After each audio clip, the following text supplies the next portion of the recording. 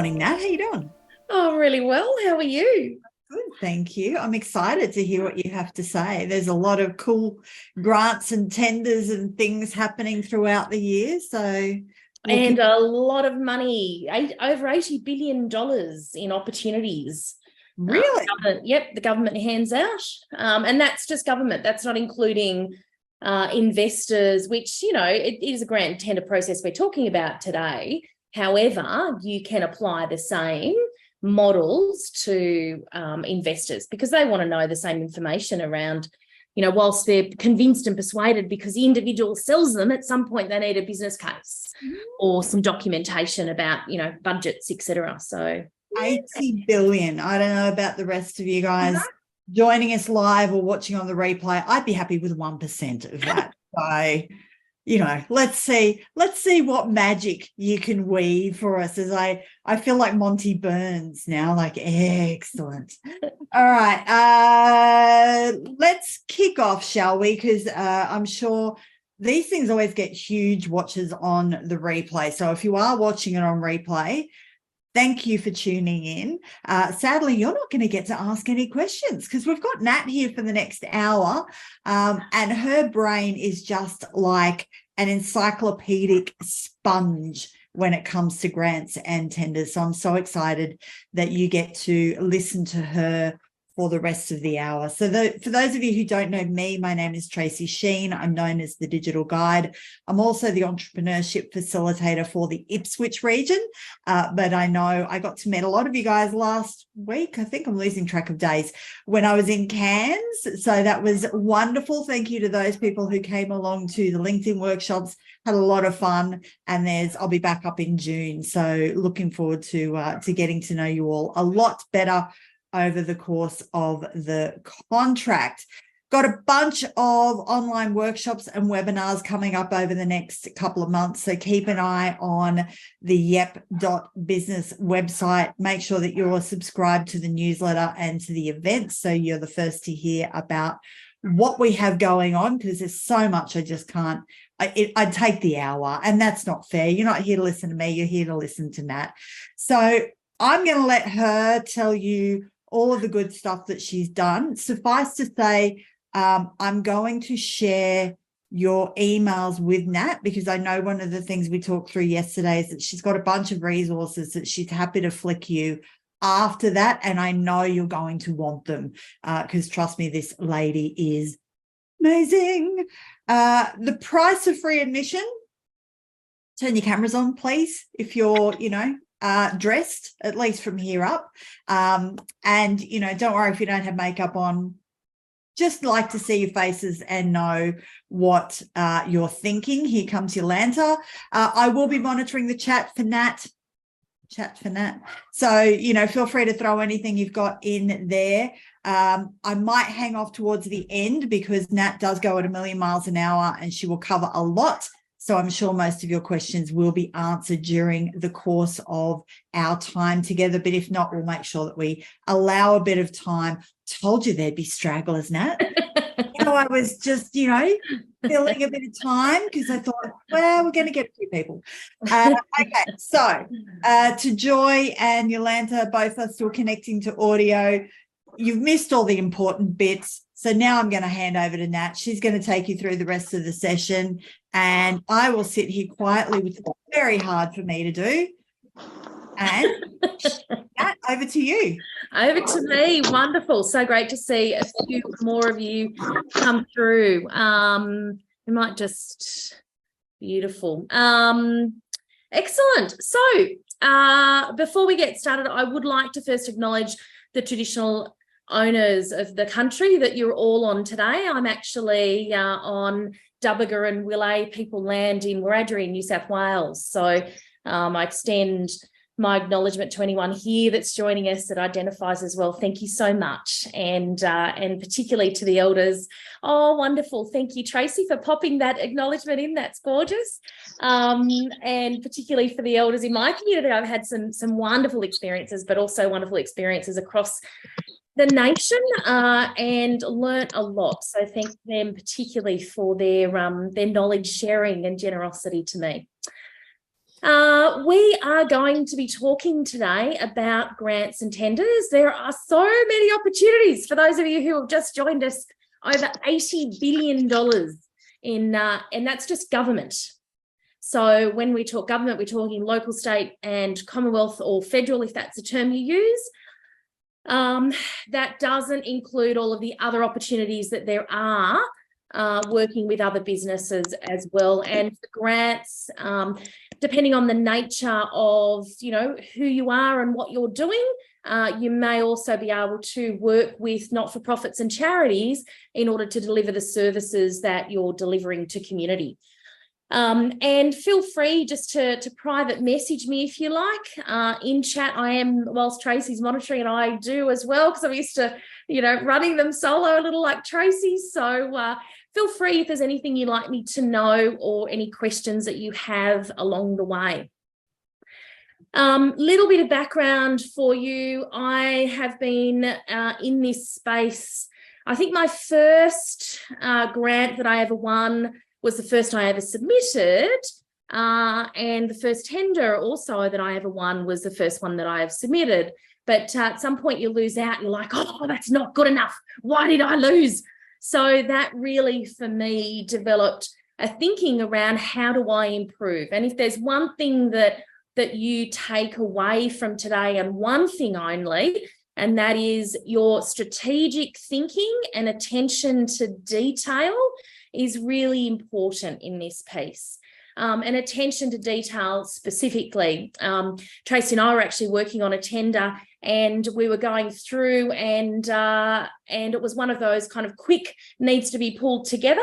And I said to Tracy and another partner we were working with, hang on a moment, there is one line here we need to focus on, because that if we don't do this, that could mean that we're not eligible for the tender. So I'm going to be sharing with you a whole lot of things focused on that. And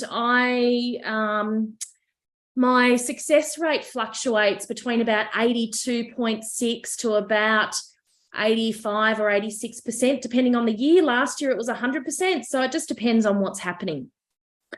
And, that's at the end of the day, you can't guarantee anything. What I look at is our job as grant and tender writers is to, as much as possible, bring a really strong position to the funder that's exceptionally competitive. And I'm going to talk about how they're assessed. So not only have I written, I mentor, I work with a number of organisations on training delivery. I also work with funders to build and, government, a couple of government projects to build some tenders. We work on the questions that they're asking, why they're asking those questions, how they're going to assess it, building grant programs. And also I sit on the chair as a chair of assessment panels and a judging panel at the moment that takes care of probity issues. And, they're all pretty much a similar process. I mean, honestly, the information I'm sharing with you today, you could apply that to award submissions. We got 10 awards last year for our social enterprise, iClick to Learn, and I use the same process. So let's get into it. For accessibility, I also have automated captions. They may be slightly skewed, but they are there. So it is automated if there are any issues. Sorry, that's AI.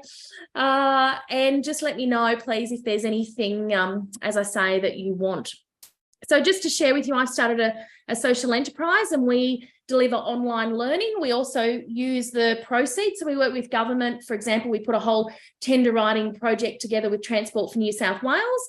And we use the proceeds of that to contribute to our not-for-profit community and volunteers who aren't as fortunate as many of us that we have programs like business programs to support us. I do need to, it's so sad that I have to do this, but I have had people rip off my stuff.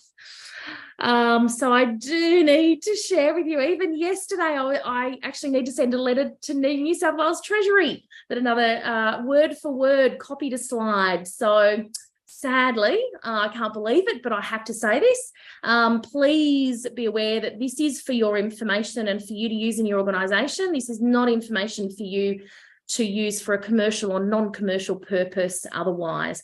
And of course, you know, the information that I'm sharing is general. Whilst you might have a question specific to your project or your organisation, and you can ask me that confidentially, again, just select my name in the chat box. You know, I don't have access to the full amount of information to give you a very definitive answer, but I can certainly help answer any questions that you have. The first thing I want to talk about is the difference between grants and tenders. Put simply, grants are about projects to meet a need for your community. So that's your business community, whoever that community is. It could be your staff, if it's a business grant that's about actually investing in your team capacity. So when I say community, it is whatever that community is. But it is about projects. And specifically projects, because when you look at grants, your general funding period is going to be within 12 months. When you look at tenders, tenders are about solutions. So it's all about the client. You know, grants, yes, it's all about the funder as well. But at the end of the day, the funder's investing in you to deliver a project. Whereas in tenders, it is all solution focused. And it is about making sure that you are designing your solution to meet the organisation who has put a tender out. So they'll generally be called EOIs, expression of interest, RFQs, request for quote, or RFPs, request for proposal. So they're the acronyms that you may see, and depending on the nature of the organisation, I mean, this is the thing about this world of grants and tenders that makes it a little bit complex, because people use the same words in different contexts. So it's just about really understanding the funder, and I'm just going to use that word broadly, funder, to mean you're, you know, someone who is offering a tender to you, or someone who has a grant like Business QLD. So, but that's the definition. And the timeline for tenders, of course, well, it just depends on the service. It could be that you submit an initial tender and you're giving your rate card, but at the end of the day, they end up keeping you for 5 years, you know, so there's not necessarily a defined time limit. Or there could be, where I'm working on a project at the moment that's been an 18-month project. So it just, or a tender, I should say. So it just depends on what their requirements are. So I've been doing this for many years. It's over 70 million in grants and tenders. Tenders, I actually have a higher success rate. It's about 92.8%, I think, in tenders. And, you know, it's just, you know, come back to that strategic thinking and attention to detail. So I've developed a grant and tender writing system, and I'm going to take you through some of these things today. One of the first things to share with you is that there is a cycle, and we're really only going to be touching in the time that we have on the first 4 elements, which is plan, find, align, and write. If you're looking at a grant, business grants are a lot more flexible than if you're working as a business with a not-for-profit organisation, for example. So if you have a service that improves people's well-being, well, of course, that's a natural fit for a lot of community grants. So in that sense, there's a lot more compliance and a lot more reporting, whereas business grants tend to be a lot more flexible, like show me the receipt and you're done, which is nice. So there's a lot less in terms of that final acquittal, but that submit, manage and report is really that final stage. Regardless, you know, even in tenders, I'm working on one at the moment, as I said, an 18-month project, and we've got evaluation in there because for this client, they're interested in that evaluation piece and the impact and the difference they're making through the training we're delivering. So it just depends on what you do. If you're in anything that is connected or delivers a benefit to humans, and even manufacturing, if you are manufacturing a an innovative, my sister has hearing impairment, so I'll use this example. If you're manufacturing an innovative hearing device, then that makes a difference to humans. So it doesn't matter what it is, you've got to think about that difference. Whereas some are just purely, you buy widgets and we're selling these widgets at X. So there is some things that you can do to really strengthen your case if you are delivering to humans, but I'll touch on some of those, but not a great lot. Just to give you a bit of an insight, I'll just quickly show you the grant writing system tools and templates that I've developed, and I will talk about some of those today and give you an insight into some of those. We don't have time, of course, for all of them, but it certainly helps you understand that I'm going to be talking about getting grant and tender ready and getting your kit. That is the number one thing that major difference you can make to save you time and stress. There is so much running around. I was talking to a bookkeeper the other day who said, oh, it was a pain in the backside because the owner said, I need all this and I need it right away. And they were like, what? I've got this, I've got that, I've got to organise our GST. This is ridiculous. I can't provide all of that information in the time.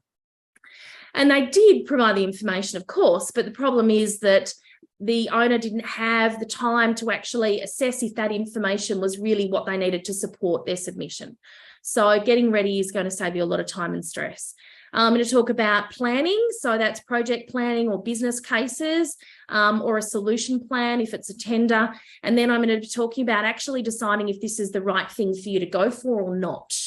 Some things are good as a learning experience, but, you have to be practical about that. If you're just going to put it in and give it a shot and see how you go, then you need to be practical about the learnings. But others, there are some organisations that won't even look at anything that's under $50,000 because there is a lot of time that they need to invest. So it's just about being practical. And this is where strategy really kicks in. Then I'm going to go through two kind of tools, which is how to break down the application pack. So that's guidelines in a grant, that's requirements and scope in a tender, and then how to actually answer questions. So on what I have on screen, and I just, for those that are listening in, or those who do have a visual impairment, I do a little bit of descriptives if what I'm saying relies on the image in front of you. So if you hear me doing descriptives, that's for an inclusion perspective.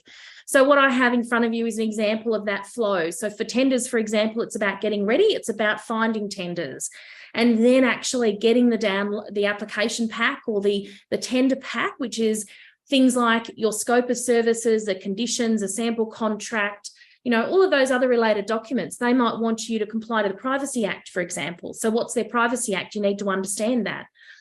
So we get all of those documents, then we say, well, is this right or not? And I've got a process I'll take you through. And then we really understand and break down what their requirements are, and we develop our solution, and then we answer the question, and only then. So a lot of people, this is the funny thing, a lot of people think that grant writing is actually writing, but I mean, how do you write a story unless you know all the information? And how do you know that it's a story that's really going to hit the right tone unless you know the person you're trying to talk to and convince? We all know how to convince and influence and persuade our loved ones, our partners. My husband, for example, I know how to convince him that what the money I'm spending is, a good investment rather than I want that pink bag because pink's my favorite color. So, this is really about knowing them to that degree. So let's talk about getting grant and tender ready. Tracy, if I could just ask you, if you could just let me know when we're halfway through, 3/4 of the way, and when we've got 10 minutes, because, I literally could talk for weeks about this. It's all right. I don't think anyone's going to go anywhere. We'll just let you go till you run out of time. Cancel your calendar. Yeah, that's it. Like, settle in. I think Samantha agreed with you on that one.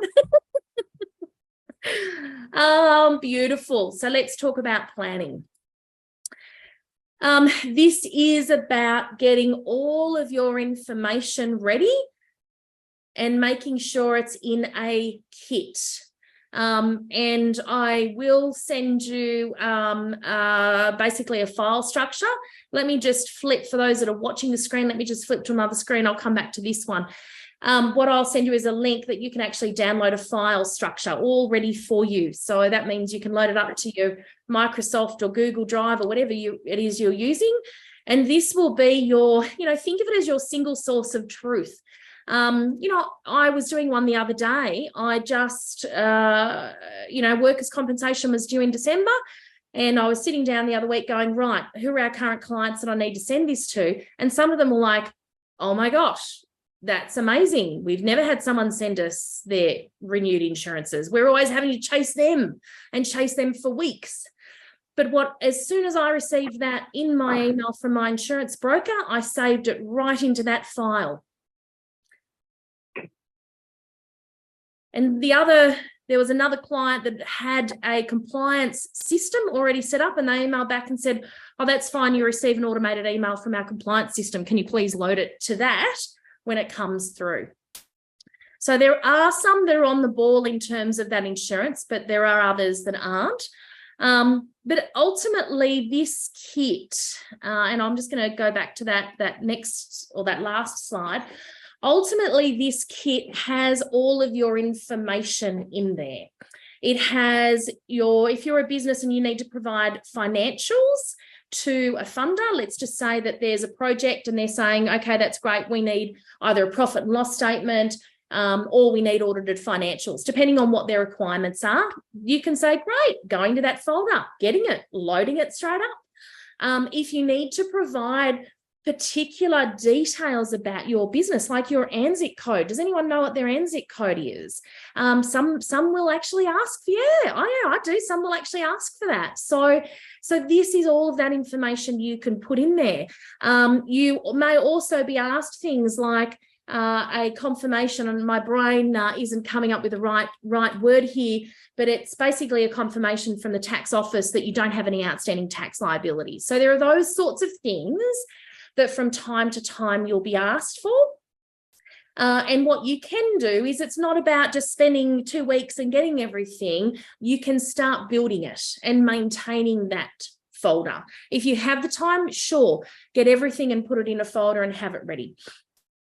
Things like your workplace health and safety policies, your risk management systems, there are going to be times when you're actually going to have to provide that, particularly if you're tendering. They'll certainly want, either information up front, or you'll need to talk about, and it's a bit hard to talk about stuff you don't have.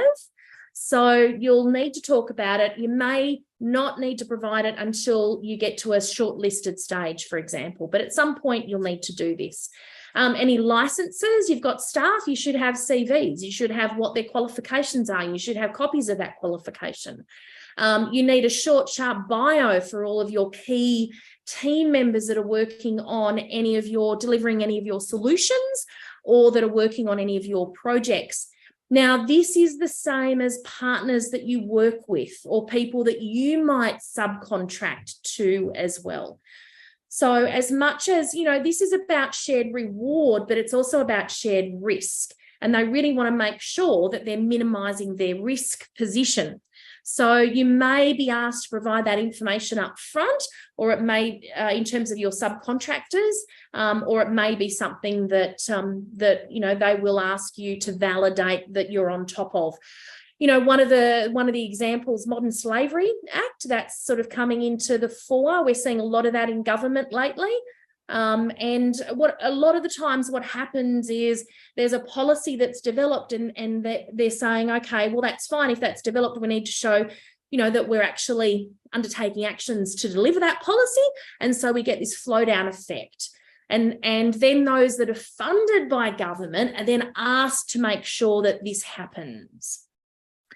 So, thinking about those things that you will need for your grants and tenders, as I said, you can start building it, but this gives you a starting point. Any questions on any of that you want to check in on? I will just check it. Yep. Okay, great. It's pretty straightforward, isn't it? Let's get ready. So there are two sides to getting ready. To the first stage, to planning, there's get your organisation grant and tender ready. And then the other one is getting your project or solution grant and tender ready. So I have included just sort of a one-page summary on a project plan. You need to, if it is a project and you're looking to for a grant, we'll talk about a business case for a tender, but generally when you're talking projects and project plans, that's generally going to be for a grant. You need to be clear about what the need is. You know, they will support you and give you funding. It's a little bit like saying, oh, I'm going to go for a grant so that I can get my website developed. Okay, why? Why do you need a website developed? Like, what's wrong with your existing one? If you don't have one, well, do you need one? You know, what is it you're planning to do with that? What is the specific need that is driving this solution, this project? So you need to be really clear about that. It's also great to be clear about that because that actually gives you information that you can use. So it might be that when you're thinking about your website, you're actually thinking about, well, this is actually going to enable me to scale into other markets. Well, hang on, that's not just a website grant. You could now apply for a business growth grant.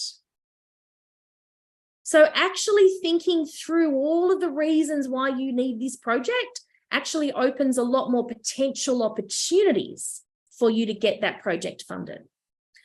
The other thing about need in a grant is it's always one of the first questions asked, and it's a benchmark question. So if you've said this is the need, then we expect your project addresses the need. We also expect that the things you're measuring and reporting on also address the need. So if you were to say, for example, if you're a physiotherapy business and you were to say, well, these are going to be the improvements in people, but you're actually not measuring those improvements, well, that's an obvious gap. And what happens sadly at the decision table is you lose points. So it's really important. Your need, your solution, your measurements, they must all align. So the one-page plan also includes a solution, thinking about, you know, okay, now you've understood the need better. What is the solution? What are the outcomes? If you haven't heard of outcomes, just think about them as benefits. So what are the benefits as a result of doing it? You will see a lot of grant projects refer to outcomes, and that's because of government policy and the way that they actually deliver grants these days. Budget summary, a bit of an idea as to, you know, how much it's going to cost you. What's your capacity to deliver? Capacity is about two things. It is about your ability, skills, experience, and knowledge, but it is also about the number of resources. So, you know, human resources, for example, if you're submitting a grant to grow your business, but you know you need 2 other people to service that new geographical area, okay, how are you going to do that? What's your capacity to scale and grow? So that, you know, and this is just what I call a brain dump. You know, it's just a matter of kind of popping those thoughts down. The 6th point on the one-page plan is thinking about strategies, policies, standards, and frameworks. 4 different things. This is where strategy comes in. And what this is about is the funder. So if let's just say you're a business working with an aged care provider, we'll do that one. And the aged care provider is actually going to be submitting a grant, and they should know all of this. You know, if you're working with a partner, this is a question, and it's in their name, this is a question that you would have. Do they understand the funder's strategies, policies, standards, and frameworks? Because that's the strategy piece to say to the funder, hey, we align to the Queensland Aged Care Outcomes Framework. And this is how we actually strategically align to you. So for us, for example, if it was just a business grant without working in partnership, if we were just applying as a business grant, and let's actually go back to the website, because there are some great business grants for websites and supporting businesses in Queensland. What you would want to think about is accessibility. So the Web Content Accessibility Guidelines 2.1, I think that is now. So if you are thinking about what is best practice to deliver something, then what do you need to consider? It might be that you're looking at let's just say government agency, let's just say it's regional development. Okay, what's the regional development strategy around growing business, and how can we show them that if they invest in us, this is going to help them. This is going to help them achieve their strategy. And then you focus on the 7th one, which is how are you going to do this thing? What's your implementation plan? So, you know, again, it doesn't need to be comprehensive at this stage. Really, you know, a lot of smaller grants, a one-page summary is enough. You may need to provide some other things such as a business plan, projected financials, etc. But that'll be dependent on what the funder asks for. In this case, we're talking funders that are looking for project plans. This is also good if you're an event management business, for example, and you're wanting to convince a local council to invest in an event that you're trying to get off the ground. Great, you know, give them this one-page document. The other thing that you would also include in that is a summary of risks. Now, when someone asks me what sort of risks should I include, and this is right across any grant or any tender, generally I'm starting to see a minimum of 5 being asked, but generally funders will leave that open to you. They won't necessarily tell you what sort of risks they want you to explore, and this is why you need to understand the funder and their risk position. So for example, I tended to a health organisation, a primary health network, and of course, health data and personal data is important to them. So what do you think I put in my risk plan? Data management, cybersecurity. So it is about making sure that you target your risks suited to who you're submitting a grant or a tender for. Here's a really simple acronym that you can use as a way to identify, and there are 3 levels of risk to think about. That is strategic risk, and basically that's strategic risk that can shut your business down. So what are the strategic risks that can shut your business down? What are the operational risks that can risk your ability to deliver? And then what are the project risks? So project risks being whatever you're proposing, what are those other factors? Because that does certainly include a lot of external factors. And when you think about risks, it's called STEEPLE, and that is social. Some of you, if you've done a pest, you'll pest analysis. It's based on the pest analysis. So social, technological. Of course, we go to Tracy for that. What are the risks, Tracy? Technology. Economic, environment, political, legal, and ethical. So it's just about saying, if I use STEEPLE as a framework and I think about those 3 levels, what sort of risks does the funder want to know about? One of the things that you may need to provide is a business case. Now, a business case, you know, there's a heap of templates. I actually tried to find, I thought Business QLD had a business case template, but that was a business planning template. But anyway, there are a heap of different business case templates out there and available for you. Pretty much a business case just needs to convince somebody about why you've chosen a certain direction. You're investing all this time, energy, blood, sweat, tears, and joy. Why?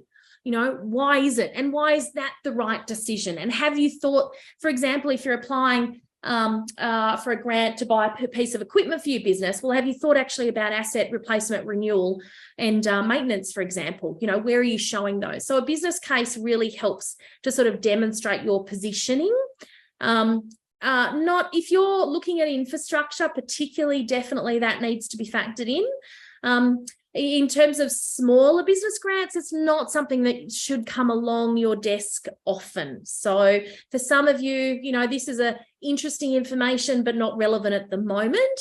But, you know, there are some organisations out there that want to do food production or manufacturing, or, you know, there's a local business here that works with Native Secrets, that works with you know, tea tree and finger lime and a whole lot of other product to actually develop body care and lotions. So, if they want an investment from government to grow their business, they're going to have to show a business case. So, it just depends on the nature of your business. If you are looking to tender and you're a new business, let's just say the airport has just announced that they're going to tender out the cafe. So there may be a requirement of you to either show your business plan or to show a business case on how you're actually going to make sure that you'll be a stable business that the local council, in many cases, because airports are operated by councils, that local council can partner with. Fabulous. Any questions on getting ready? It's pretty simple and straightforward, isn't it? Hey, Nat, I've got one. I've not, and I can't speak for anyone else, but I've not heard of the pest thing before. Is that a common? Yeah. So whenever you do strategic planning or planning of any nature, you should, it's basically an environmental analysis. And the old one, if you heard of the SWOT, strengths, weaknesses, opportunities, and threats. Yep. So they're internal and external. The PEST actually defines strengths and weaknesses in those areas of political influence or factors, change of government, but what does that mean for us? Environmental, because environmental used to be one of the key things, PES, social, and then technological. But in this, it's a good sort of foundation, but steeple I love to work with because it includes that element of ethical, which is really important these days. Okay, thank you. And it's 11:07. We've got about 23 minutes to go. Cool. So let's talk about finding grants. This is actually a pretty short one. There's a range of ways that you can find grants. I will show a slide with all of the links that you'll actually get in an email. There's a lot. So there are a lot of different ways you can find grants. You can register on site. So I get a pre-warning when there are grants and tenders about to be released from government, because they do submit a process, and it generally gives me about 6 to 8 weeks of pre-warning that something's coming up that could be suitable. So you can also register on those sites for forecast grants and tenders. I know it is a little hard to see because there are a lot of links there. It's just about going through and working out, is this right for you? Do you want to register on their newsletters, etc.? So register on sites and sign up for newsletters. If you're watching something in particular, you can set up a Google alert. And if you don't know how to do that, you can ask Tracy, or you can Google how to do a Google alert, and you would put in the name of the department and the name of the grant program.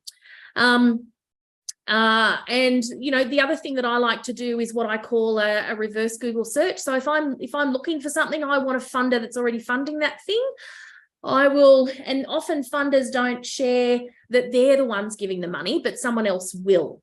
So I will pretend that I've got the money, and I will search Google as if I'm writing in my client newsletter about, oh wow, we're so so great, we've been funded to do a website by, and you'll actually basically reverse engineer a Google search, because then it'll show you who's funded websites.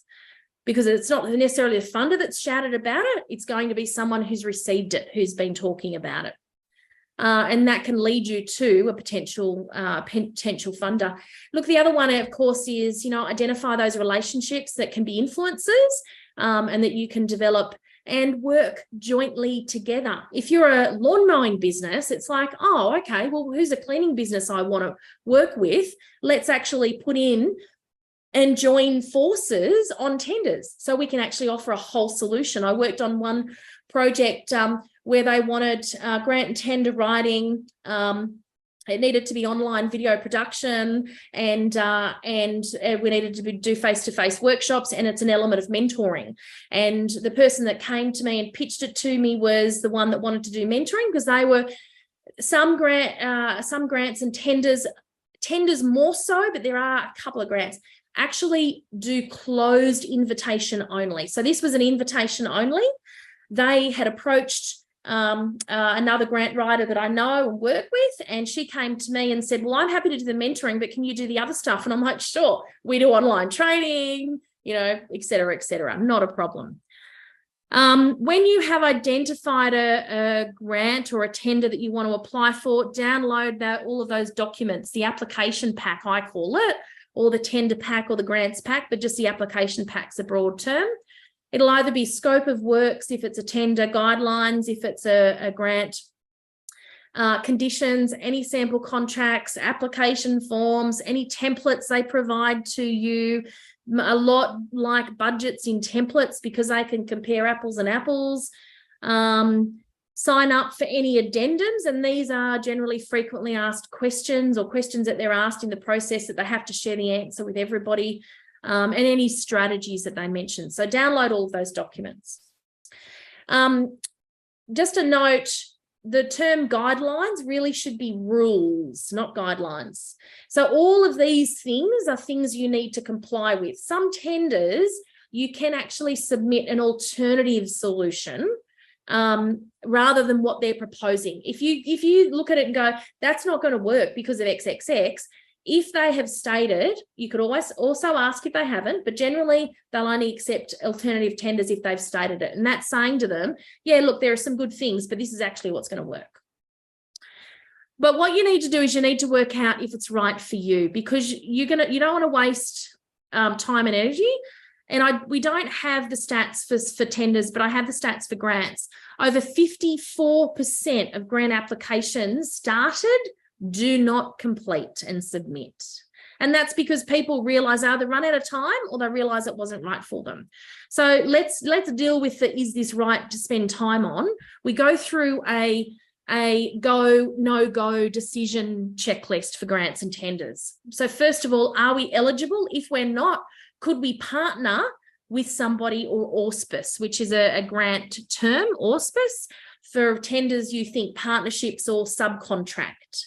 So if we are not this type of business, for example, if it's a building maintenance business and they're looking for all of these different services, but they want to just hire one person, well, we're not their person, but we could be one of the contractors. So we could partner with somebody.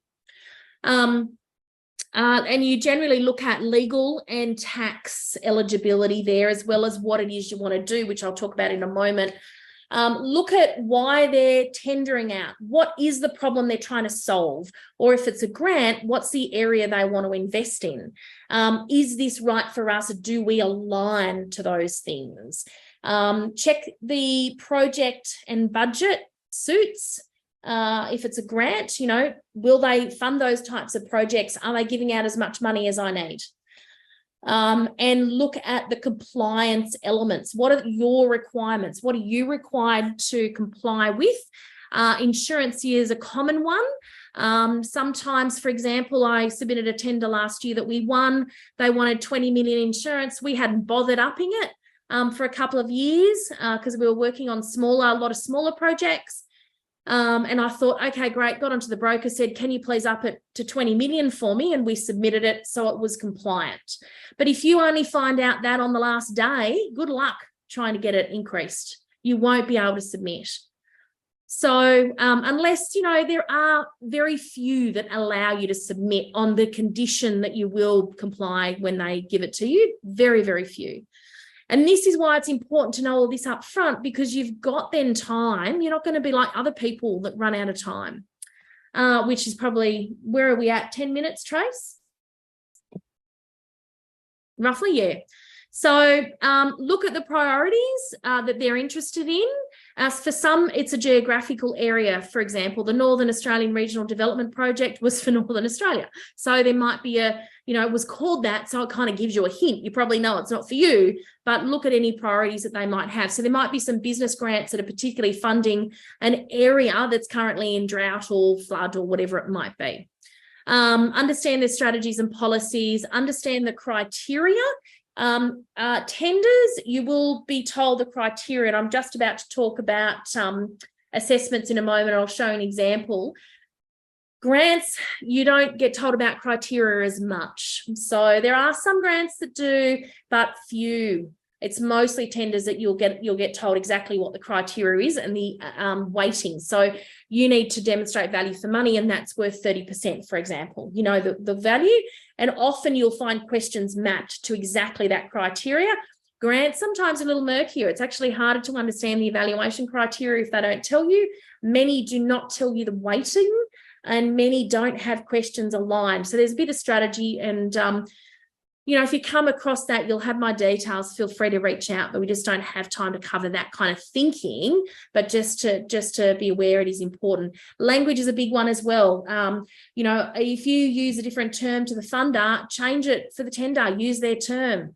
You know, make sure you check in your final draft. If you decide to go ahead, replace that word with their word. So make sure that you do that. You know, I did a project with Transport for New South Wales. Their term was client, with another, it was community. So, you know, it's very easy to get confused. So make sure you use their term. Make sure that you're really clear on, and this is particularly with this first one with grants, your need and demand. With, as I said earlier, with tenders, it's about a solution. They already know why they need it. You don't need to convince them. But what you do need to show them is that you understand. Okay, so you don't need to build a case around need. You do for grants. But tenders, it's about saying, hey, I get it. I work with these people. I understand the pain that they go through. And that's why they need access to psychiatry support, or that's why they need this piece of equipment that I'm manufacturing, because, you know, cafes need it, whatever it might be. You need to demonstrate your capacity and ability. So do you have that to do the work? Do you have the evidence that's going to support your statements? I have this saying, stats and stories support statement. Everything else is just an opinion, and you don't win points for opinions. So make sure that you can provide those stats and stories. And then have a look. Once you've gone through that, you've looked at all, because you're looking at all the documentation, you're going through this, stop and think, how competitive, how am I? How can I increase my competitiveness? Oh, there's a gap here because we actually need somebody who knows how to do instructional design, for example, for online learning, or it could be we need an architect. Okay, who can we partner with to help build strength in our submission? So the align piece that I'm talking about, I'm really going to share with you two things, and that is how applications are assessed. There is pretty much 3 stages, and those 3 stages are due diligence, which is those things that I've covered. Are you eligible? Do you have the right insurance? Do you operate in that area that we want? Do you provide those services? So it's all of those tick boxes, basically, you know, just to kind of group all of those together. The other one, the second stage, so if you are, and 30% of grants, again, we don't have those figures for tenders because of the space, it's a really competitive space, but for grants, 30% actually don't go any further than that first stage. The second stage, they actually assess your application. So really, this is like, get the red pen out, teacher. Give me some marks for how well I've responded to the answer. And I can tell you that a lot don't, which frustratingly they don't. So I'm going to give you a hot tip on how to actually answer questions very shortly. But this is an example on the screen. It is 1 to 5, and it's a general example based on our research and our experience as well on assessment panels around how they may mark. So you might receive 5 because you've responded to that question exceptionally well. It's detailed, it's comprehensive, and it demonstrates that you can meet the full requirements that we're asking you to in the answer, and some won't. So they might only receive half the mark. Some questions actually have 3 parts to them, and you might only answer 1 part of the mark. Well, you've just lost a third of your points. The most they can give you is 2. So, you know, it is important to think, and I'm going to, again, we'll come back to that in a moment, and I'll show you how to sort of address that piece.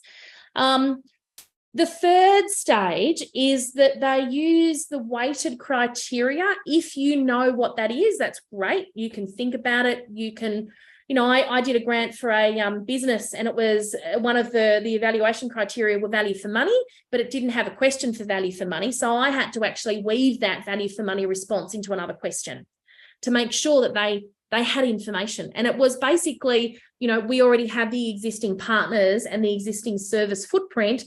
Therefore, we're greater value for money than another provider who'll take months to develop this relationship. So you need to kind of highlight strategically how you can address that, but that's only if you know. So in that third stage, and I've just given this is more infrastructure based, but I wanted to sort of use a Queensland assessment. You can actually find out for some the frameworks that they use. So this is the Queensland Government Business Case Development Framework for Infrastructure. So if you wanted to build a new studio because your business is an artist and you want to build a maker's space, for example, then this is something that you would look at. But as I've said, I've just given it to you as one example. So they'll use criteria in that third stage, and they'll strategically assess how well you met that. So value for money, if it's a government is always value for money, and that's because money comes from Treasury, and Treasury want to know if it's value for money. But value for money isn't cheap. Value for money is best decision, including quality. So don't think cheap. So there are 3 assessment processes. And one of the things that I'm just going to pop up a slide because we've got a few minutes, and it would be great. It'd be great if you can do some feedback while you do that. I am just going to pop something up in chat. Where is here we go. And while Nat's doing that, if you've got any questions, start thinking them through, feel free to pop them into the chat, or you can come off mute shortly and we'll talk them through. I know we have in Queensland, if you're a social enterprise, Desbit are launching a social enterprise grant between 5,000 and 25,000 on March 1. So there, and it's an amazing array of different things that you can apply for. So now's the time to start, thinking about how you're going to apply what Nat's been talking through this morning. I fully suspect we'll see Department of Small Business launch their $5,000 grant again this year. It's been so popular. We're waiting on the announcement of the last rounds, which closed in January. So they should come out in the next couple of months. But any questions you've got around, grants, tenders or things, start thinking those through now. Nat? Yeah, great. And so I'm going to, as a final one, introduce you to the answer map, and that'll be the last few minutes. I think we've got about 7 minutes, so that'll be the last few minutes. But I've just popped that link in chat. If you can jump in there and let us know. One of the things that we do, we're a certified social enterprise, so we actually do report on our impact. So it's important for us to know if this has helped, if it's made a difference to you. So I'm just going to actually give you an example of a risk management piece that I will just find here. So just give me a second. I think this will be good for you.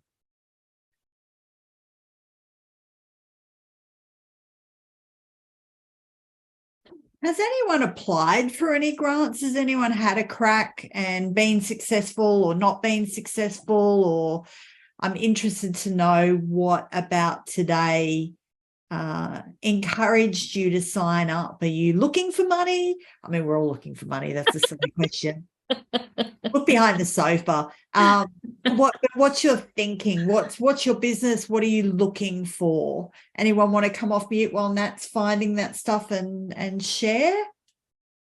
You don't have to, but Samantha, I'm looking at you. You've been brave enough to have your camera on all morning. All right, so I'm going to show you one that you often get something like this in tenders or very complex grants. This was a regional Australian development project, which was open for anyone basically, but this is very similar that you would, very similar question you'd get in grants. It's multi-part. I'll just explain it for those listening in. There is an assessment criteria 1, limited to 2,500 characters. And the question is how your project will create new jobs, scale up, diversify and build economic resilience for your business and Northern Australia. And you should demonstrate this by, and there are A to E, so there are 5 points on things that they're looking for. This is often the case that you will see with tenders. It will be, what is your risk management strategy? And these are the things that we want you to address. So you need to think about each of these points and addressing each of these points. The first thing that you would do is you break the question up. I mean, it really is as simple as that, I have to say. There are so many times people lose points because they simply, as I said earlier, they just haven't answered a part of the question. It's crazy. But they also haven't focused on the depth of information, and I'll come back to that. So it's parts, if you know, sort of as a formula, how many parts are there, the question, break it up, understand the context, because some questions, there will be, for example, what is your service and how will you deliver this? So it's actually 2 things they're asking, what your service is. So here's what our service is, and this is how we deliver it. So it's you know, not the same thing. And the other thing, so parts, context, what the action word is. Some people will say verb or noun. I just say action word. We don't need to fluff about grammar and spelling. There are, you know, they're not allowed to be grammar and spelling Nazis, so we don't worry about that. And the other one is how do you allocate your words or characters? So the answer map, I've given you a bit of a simplified, you know, using that complex question example. It's not everything, but it's certainly enough to get you off and running. Break up your question into subheadings. You'll understand how many parts there are. You will understand the context because you have broken it up. Like one is about local jobs and the other one is about economic benefits, 2 very different things. So that will help you focus on that. You need to understand the amount of information. And so look for the action word, which is things like describe, justify, demonstrate, summarize, give us an overview. You're looking for those words that tell you how much information you need to give. And then the other thing you'll do, which I've given in this example, is you break up your character and word limits to each part of the question. That might change depending on where you think the focus might be. I was looking at one the other day for an organisation that was asked to describe their vision, goals and achievements. So for this business, a vision should be able to be answered in 50 to 70 words, like at the most. They had 500 words from memory. So I said, look, try and get it in 50 words. If you can't, you know, describe your vision in then there's something wrong there. With their goals, they should be able to do those in no more than 100. And so the rest of the words talk about your achievements. And really, that's what the funder wanted to know about. What are they doing to meet their goals? So you may, for this, I just split it. But for others, it's about a strategic review to say, where do I need to put the emphasis on? So that's basically the 3 things. Understand what you're doing, get grant or tender ready, go and find it, analyze it to see if it's right for you, understand the detail, and understand how to answer the question. There's kind of a lot more to it, but they're kind of the key things in the time we had that I thought would be useful for you. Wow. Wow. So, Nat, I'm going to start. Unmute yourself if you've got questions, and I'm sure like my head's buzzing, pop them into the chat, whatever's easiest for you. What's your cutoff when you look at a grant or a tender and you give it that initial cursory kind of like, ooh, money, and then you scroll through? What's your cutoff in your brain of like, this is worth me investing some time to now put it through the stress test to see whether I go any further versus, yeah, this is not me. I think one of the things that the conversation I have a lot, and I do it myself, is I'll look at something and I'll almost talk myself out of it. Because I'll go, I feel like I've got to massage too much to get into the boxes. So how do you work that process through, and what's your advice for that? I'm actually going to use a recent example, the NBN Innovation Grant. Some of you may have seen, maybe some of you applied for, I'm not sure. Look, it's only $15,000, which is, that's great. It helps us. But I was like, and it was a project, and I'm like, what project? It just feels hard. It just felt really hard for me at the time. I'm like, and for 15,000, I don't know. Anyway, it was due Sunday at 11 o'clock. At 4 o'clock, I thought, damn it. If you're not in it, it's not going to happen. And now we're one of 2 national finalists. I'm going to Canberra in a couple of weeks to find out who wins. So, and it honestly, I have to say, a lot of it, I suspect, is how I've broken their question up and answered it. It's what's the project? How do we know it works? How are we going to deliver it? So I use those sort of structural framework. And so, for me, it is about saying, is this worth it? Does this help us learn? So we might submit one, for example, that my staff member's working on, because I'm thinking, this is actually going to be a really good learning exercise for Kel. I think I kind of look at it after I go through that flow chart. I look at it and I say, what is our chance of success? And if I think it's, sitting at around 65 to 70, I'll apply.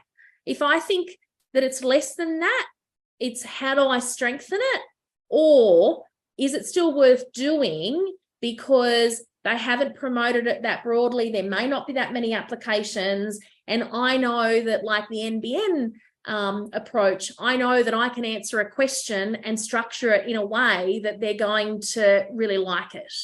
So, for me, there are a couple of other factors. And I guess that's from my experience. If I was, thinking back to sort of doing this new, a lot of it was, if you're not in it, you don't even get a chance anyway. And you learn from every experience, and you don't get it, you go back. I mean, even from today, those of you that have submitted grants and tenders, go back. Would you say the same things? Would you answer that question the same way? Are you missing anything in that question? So, as a newbie, it is really about making sure that you answer the question, how can you strengthen it? And, is it worth a shot? And if you also kind of have to think about, I look at it and look at how many questions I have to craft. Like the cut and paste ones should be easy, particularly if you've got your grant and tender ready kit, cut and paste, done. Give it to another staff member or someone else helping you, done. But it's the crafting the questions. How much time are you going to spend on them? And you might spend 3 to 4 hours on a question. And that's when you say, okay, is this the same return as a business owner that I could get if I went out and pitched and sold? Like I've seen a grant for $5,000 and it was 10 pages and most of it was crafted questions. And I'm like, that's ridiculous. I could spend less than that and double that if I went and did a sale.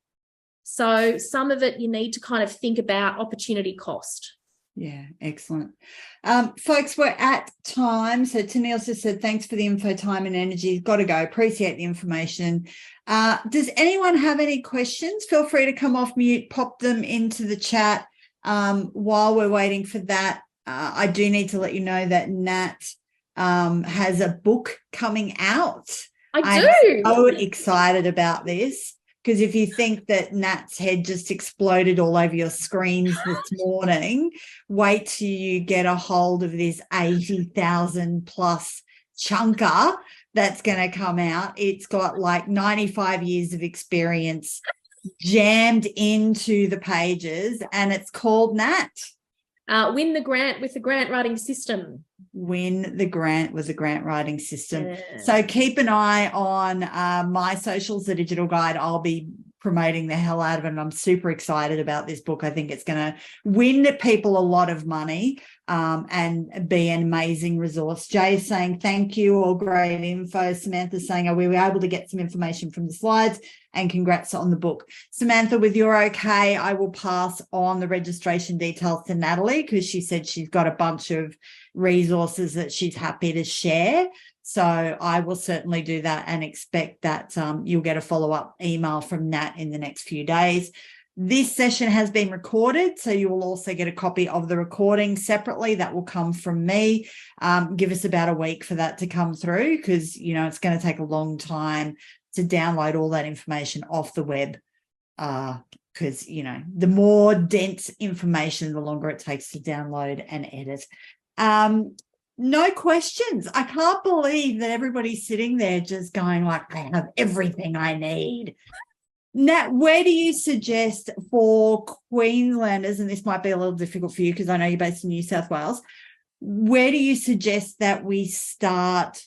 Are there certain sites that we should be following that put grants out a lot? Yeah. Where do you suggest we start and bookmark? Yeah, and I will send this through, but grants.gov.au, grants.services.queensland.gov.au, business.qld.gov.au. For tenders, there is Q tenders and e-tender, so check those out. But there are also some specific government agencies. So if you're working in a particular local government area, reach out to them and ask where they post their tenders. Generally, it's those two. And also, if you're looking, nationaltenders.gov.au. Tender link is also another one. Look, I will say that a lot of people get convinced to pay a lot of money to these grant and tender seeking businesses, but you don't have to, and they don't necessarily capture them all either. So, you know, I would say if you're after government grants and tenders, register on the government grants and tender websites and you can find out for them. And if you're after a particular grant, definitely do a Google alert because that's where they get their information from for their newsletters anyway. And the problem is you're waiting for their newsletter. A week might have gone by where you can start working out whether it's right for you and it gives you a head start. Yeah. So, you know. And think about your industry as well, because there's a great grant that's come out in the last few weeks for Indigenous women leaders. So, you know, if you're an Indigenous female founder, you know, that was through I think the Prime Minister's cabinet and Aboriginal affairs. So think about your own industry, Oz industry, different things like that, and your local council. So reach out to your EDO, Economic Development Officer, and just say, you know, where do you list your grants? Where do you list your tenders? Where do I go for that information? And of course, if you're part of a community organisation as well. So a lot of us as business owners, I know we also volunteer our time for the local soccer club or the whatever. So often your local councils will have separate community grants. So it's worthwhile, testing and taking your new grant running skills out for a lap and see how you go. Nat, thank you so much for your time. As always, I leave with a headache and so much more knowledge. And I love it. I love your energy. I love your enthusiasm. And I love the fact that you just generously gave us an hour and a bit of your time. Folks, thank you so much for today. As I said, keep an eye on the website and sign up for the newsletter. If you want Nat to come back and just talk through one particular thing, drop me a note. If you're watching this on replay, I will share the link. The QR code will work. Please do share that feedback with Natalie because it is really important to her as a social enterprise that she's capturing that information about the impact. So appreciate any feedback that you can share with us to, give you the type of events that you're looking for. Have a great rest of your Thursday. Go forth, share the grants. If you're looking for anything, let me know and we'll keep an eye out as well. I'll be posting them on the Facebook pages as I see them. I'll see you at another webinar or workshop. See ya. Thanks. Bye. Bye.